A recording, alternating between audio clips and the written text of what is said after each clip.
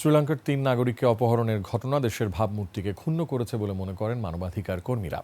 দ্রুত তাদের উদ্ধার করে দেশে পাঠানো গেলেও এ বিষয়ে আরও সতর্ক থাকার কথা জানিয়েছে পুলিশ।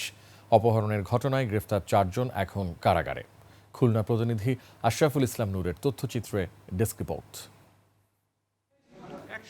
গত মঙ্গলবার ব্যবসার উদ্দেশ্যে বাংলাদেশে আসেন শ্রীলঙ্কান নাগরিক মালাভি পাথিরানা ওরফে নিহাল আনন্দ, পাথিরানা ওরফে টিকিরি কুমারী হাসা এবং থুফি মুদিয়ান সিলাগনীল। পরদিন বিকেলে শহীদুল নামে এক ব্যক্তি তাদের সাথে ব্যবসার কথা বলে বাগেরহাটের মোল্লারহাটের দক্ষিণ আমবাড়ি গ্রামে নিয়ে যায়। ওই দিন রাতে বিদেশি নাগরিকদের কাছে মুক্তিপণ চায় তারা।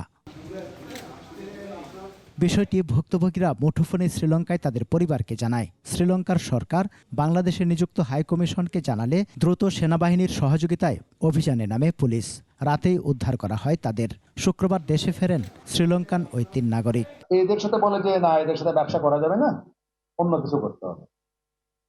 অন্য কিছু করতে যে এই শামসুল আলম সাহেব এবং জনি সাহেব তার কাছে টাকা চায়, দ্য অ্যামাউন্ট অফ $500,000। অপহরণকারী চক্রের ৪ জনকে গ্রেফতার করেছে পুলিশ। তারা হলেন বাগেরহাটের দক্ষিণ আমবাড়ি গ্রামের ইমদাদ হোসেন ও শহীদুল, চরকুলিয়া গ্রামের শামসুল আলম এবং গোপালগঞ্জের খাটিয়াগড় গ্রামের জনি শেখ। জেনেক্সে শিফট করো, লাইফকে লিফট করো। শিগগিরই তাদের বিরুদ্ধে চার্জশিট দেওয়া হবে বলে জানায় পুলিশ। জুডিশিয়াল ম্যাজিস্ট্রেট তাদের কাছে জবানবন্দি দিয়েছে।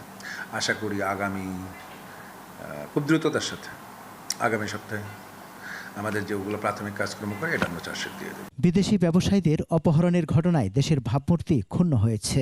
এই চক্রকে নির্মূল করার পরামর্শ মানবাধিকার সংস্থার।